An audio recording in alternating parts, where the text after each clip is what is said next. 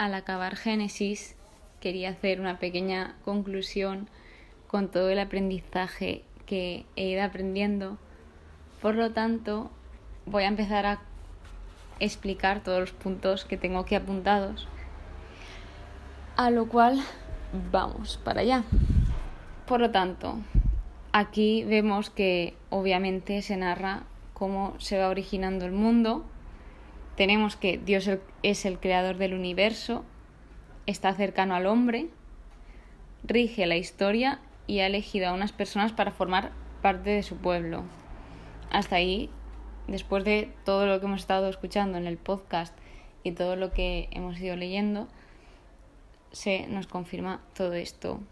También tenemos que Dios promete y concede su ayuda y que hay una serie de dificultades y pruebas que van superando. De entre ellas están las búsquedas. Por lo tanto, este ha sido un poco un súper resumen.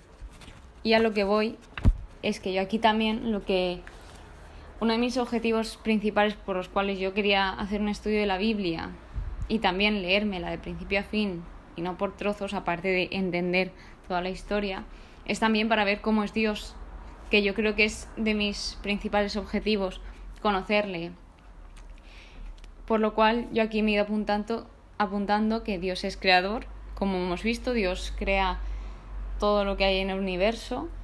Dios es paciente, porque ya nada más crea al ser humano, es que le falta tiempo para ya desobedecer.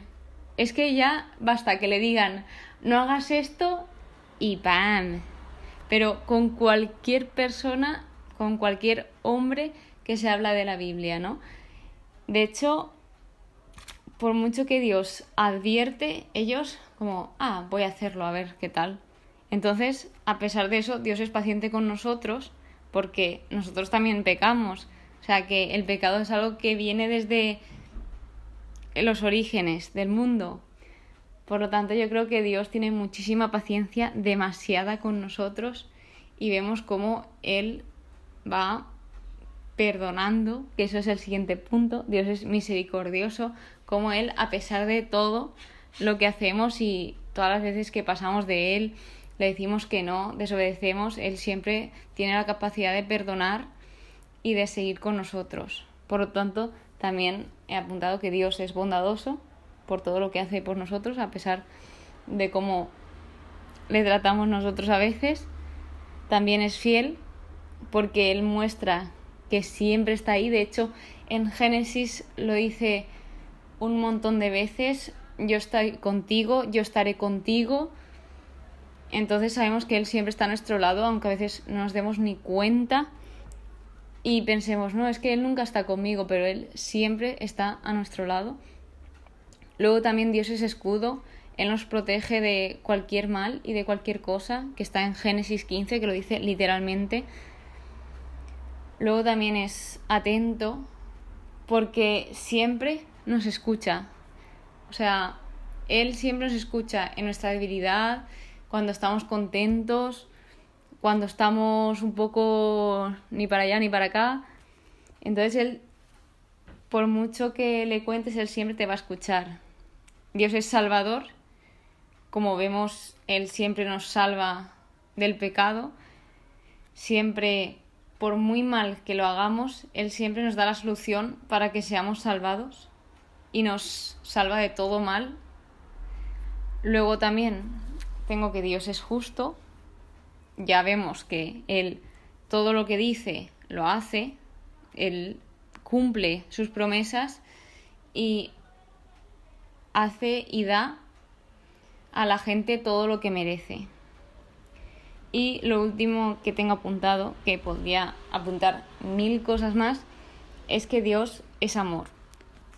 Porque si no fuese amor, no haría todas estas cosas. No nos esperaría, no tendría paciencia, no nos perdonaría.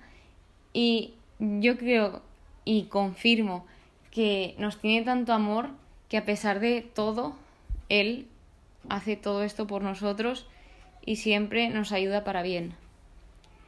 Y también lo último que tengo es que Dios es el Shaddai, que Él mismo se nombra a Shaddai en diferentes partes de la Biblia, del Génesis, que esto equivale a Dios Todopoderoso.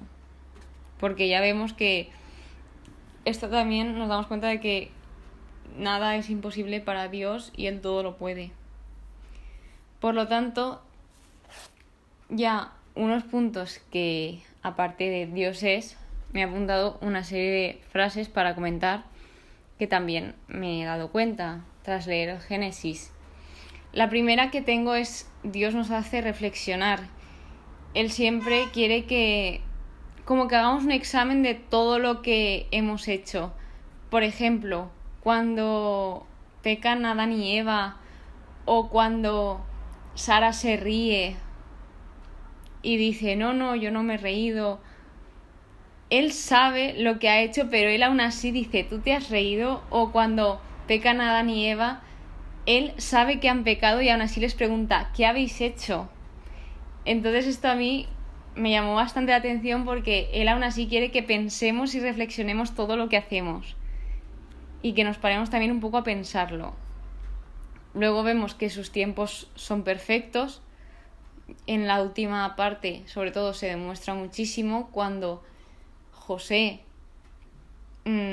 está esperando a que lo saquen y aún así él no insiste, porque sabe que a lo mejor aún no es el momento y que el momento será cuando Dios quiera. Y cómo no, al final, como ya comenté, cuando ya lo sacan de la prisión, él acaba mandando en Egipto y Dios le bendice y le da 1000 cosas más que él ni imaginaba.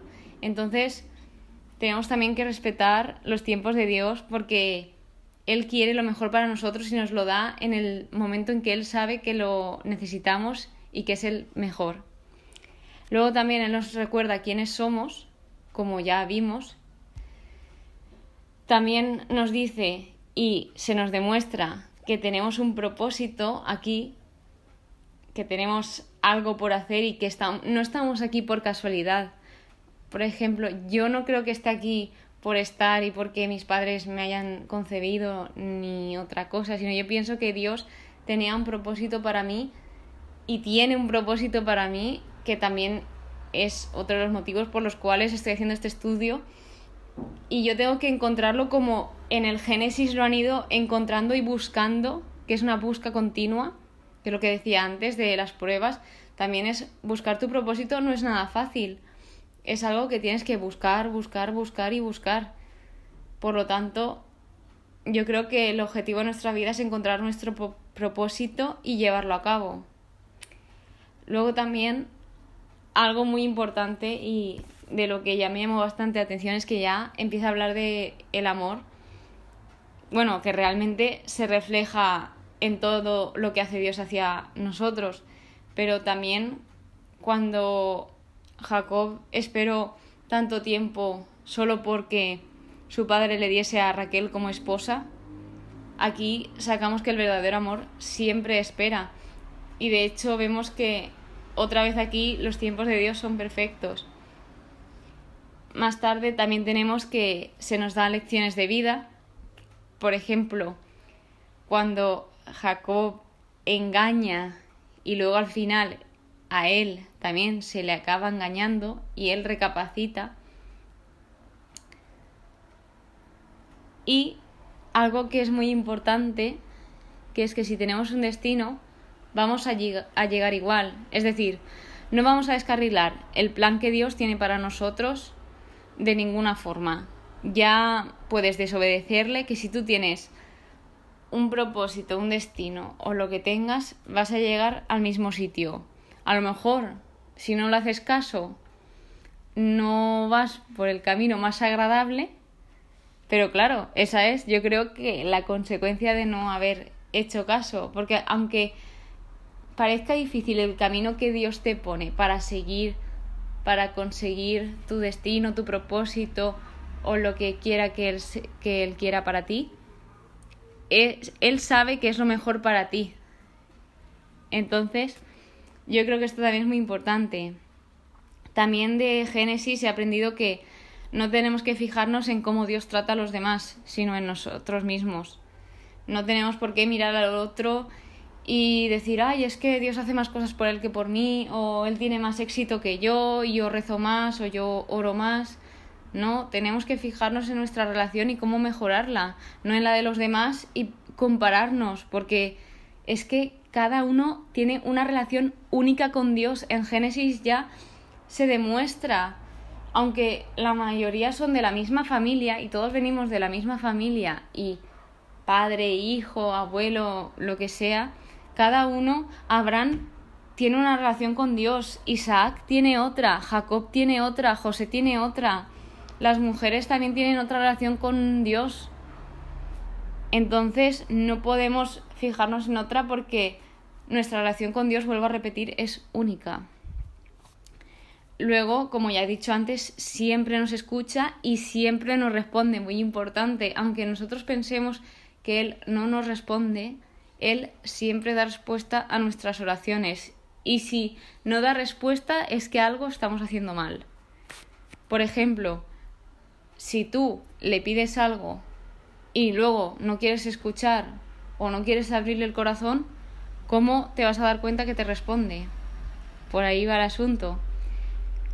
Luego también, cuando dice en una parte de Génesis que sin Dios está vacío, o sea, con Dios lo tengo todo y sin Dios estoy vacío, que es lo que realmente me siento muy identificada, porque yo antes vivía y ya está, no tenía ningún propósito, solo pasaban los días y ya está.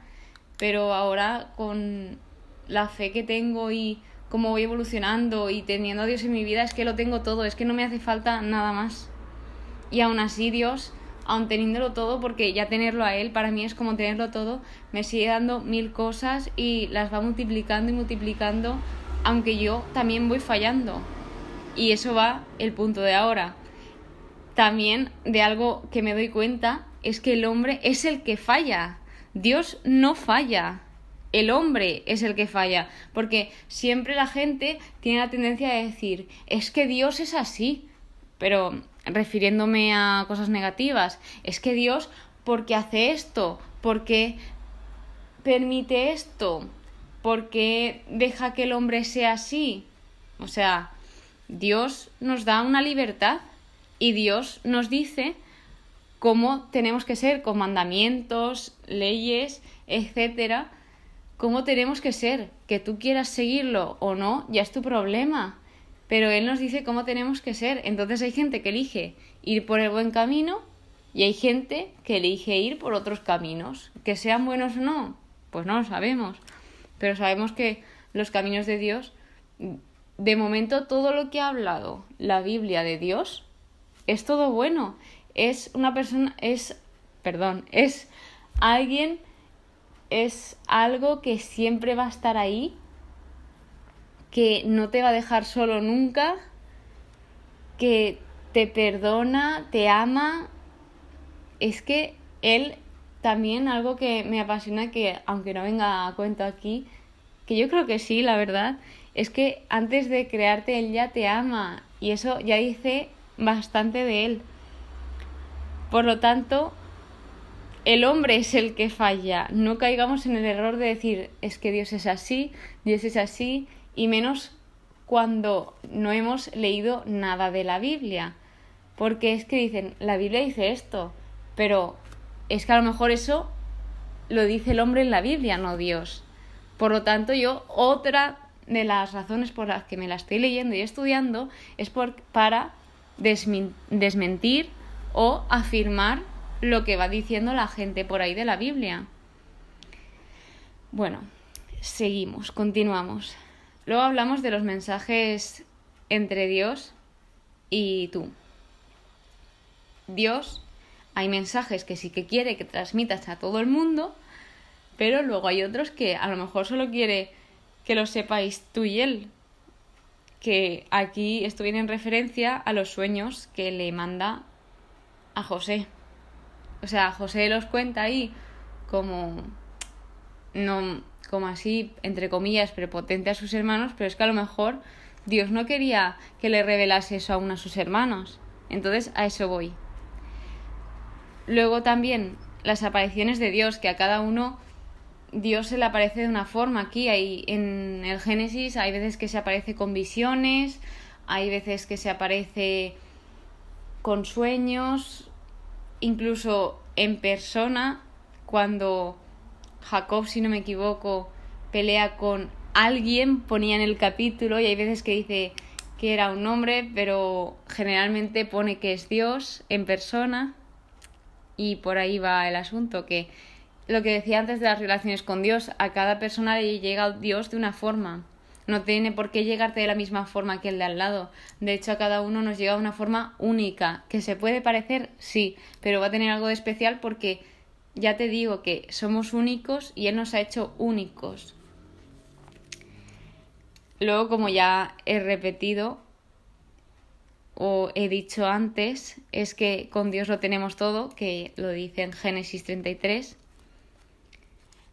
También no nos dejará ir hasta cumplir lo que tiene para nosotros, que esto, bueno, realmente todo lo que estoy comentando ya he dicho alguna cosilla que otra mientras lo iba leyendo e iba estudiando los capítulos. Pero esto sí que es verdad. De hecho, tú no te vas a ir hasta que Dios cumpla todo lo que tiene pensado para ti. O sea, Dios tiene algo muy grande para ti y hasta que no acabe de realizarlo en ti, no va a dejarte. También aprendemos que solo hay un Dios en Génesis 35, y esto se refiere cuando Raquel tenía diferentes dioses, cuando los robó de su padre y todo eso, y al final se le dice que se deshaga de todo eso porque solo hay un solo Dios. Y ya de lo último, ya aquí se te dice que no debes de juzgar, o sea, habla de tus pecados, no de otros, porque a lo mejor tú estás enjuiciando a alguien cuando tú eres el primero que no está reconociendo tus pecados o que no sabe verlos. Por lo tanto, aquí en Génesis ya te va diciendo que no debes de juzgar a los demás, porque el único que puede juzgar es Dios. Y por último, el confiar. Porque, claro, con las pruebas del camino y todo, ya hemos visto que, por ejemplo, Abraham ya mintió diciendo que Sara era su hermana por miedo a que le matasen. Pero si Dios le dice que confíe en él y que él le va a bendecir y le va a proteger, él tiene que decir la verdad. Porque sí, puede que maten a esa gente, pero si Dios los va a proteger, no tenía por qué haber mentido. Entonces, lo principal de la fe es confiar. De hecho, la fe es un camino a ciegas que se basa en confiar. Si no, es que confiamos en algo que no podemos ver, y eso ya tiene bastante mérito. Confiamos en algo que no podemos ver, pero sí sentir. Por lo tanto, no es nada fácil, pero tampoco es imposible. Entonces, más o menos, esto ha sido un poco el pequeño resumen de todo lo que he ido aprendiendo en Génesis, de lo más destacable, porque realmente he aprendido una barbaridad de cosas y me ha ayudado a resolver un montón de dudas. Y encontré como un mini texto que yo creo que estaría muy guay decirlo, porque creo que está bastante bien, ¿no? Y aquí las principales familias que muestra, entre muchísimas y los pedazos de árboles genealógicos que he hecho, generalmente Génesis empieza con Adán y Eva. Voy a hablar de lo más destacable. Luego Noé, sus hijos, y pasa de Noé, va saliendo descendencia, etcétera, etcétera, y luego ya pasa a hablar de Abraham, luego Isaac, Jacob y por último José. Por lo tanto, lo del textito que os decía es que Noé muestra la perseverancia de la fe, Abraham muestra la obediencia de la fe, Isaac el poder de la fe, Jacob, la disciplina y por último José, el triunfo de la fe. Y con esto cerramos la etapa de Génesis. Espero que os haya gustado, espero también que me hayáis entendido. Ya sabéis, yo siempre digo que si me equivoco me podéis corregir por vía Instagram, @construcciondemí, y por cualquier red social. Por aquí creo que también me podéis escribir si me equivoco en algo o me queréis ampliar algún conocimiento o simplemente comentar qué os parece el podcast y eso. Yo estoy abierta a cualquier comentario. De hecho, me encanta que me corrijan porque así también aprendo, es una forma de aprender. Y nada, esto ha sido todo lo que he ido aprendiendo de Génesis. Mañana ya empezamos con Éxodo. Y nada, adiós.